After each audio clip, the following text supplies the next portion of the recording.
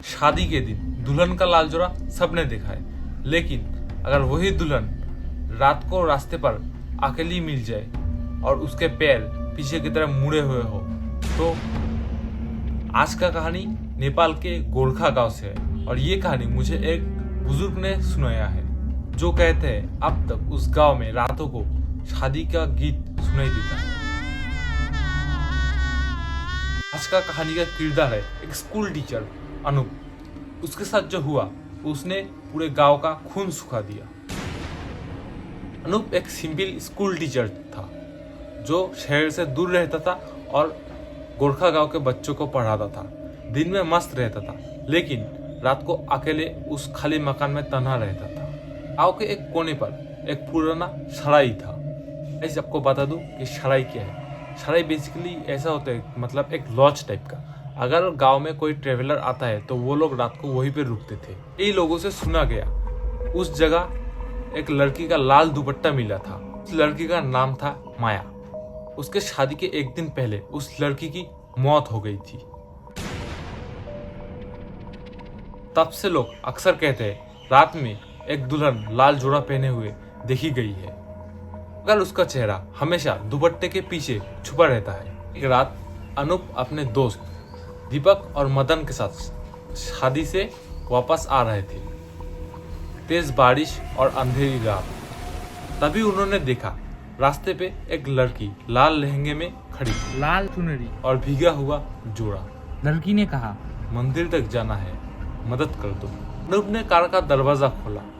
वो लड़की गाड़ी के अंदर बैठी और कपड़ों से अभी भी शादी के फूलों की खुशबू आ रही थी। सबसे अजीब बात, उसने अपने पैर एक बार भी नहीं दिखाए। हमेशा लहंगे से अपने पैर ढक के रखी थी। उस मुलाकात के बाद से अजीब से चीजें होनी शुरू हो गई। दीपक को सपने आने लगे जिसमें एक दुल्हन दरवाजे पर खड़ी होती थी, और मदन उसका शरीर कमजोर पड़ने लगा, जैसे उसके अंदर से जान निकला जा रहा हो। और एक रात अनूप ने देखा माया फिर गांव के पुराने मंदिर की तरफ जा रही थी, और इस बार बारिश में उसका लहंगा मिट्टी में अटका और उसका लहंगा थोड़ा ऊपर उठ गया। और तब अनूप ने देखा उसके पैर पीछे की तरफ मुड़े हुए थे। अनूप का सांसें थम सा गया था, और इस बार उसे समझ आया ये इंसान नहीं हो सकती।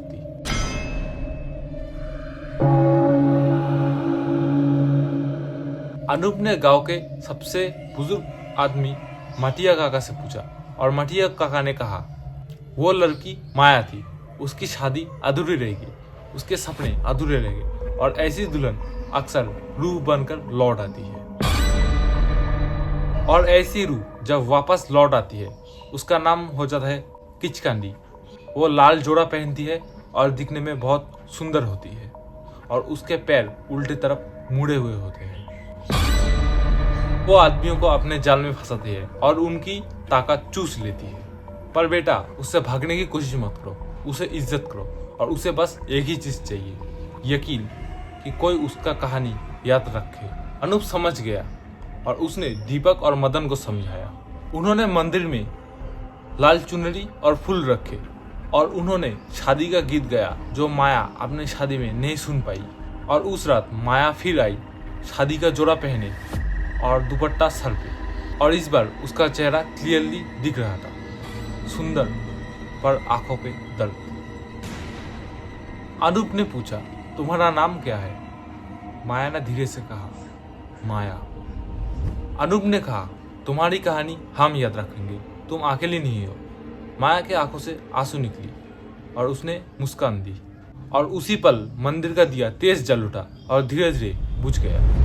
सुबह माया गायब हो गई और दीपक और मदन नॉर्मल हो गया, जैसे उनका जान वापस आ गया। ये कहानी गोरखा गांव की है, और लोग आज भी कभी कभी कहते हैं कि रात को शादी का गीत सुनाई देते हैं।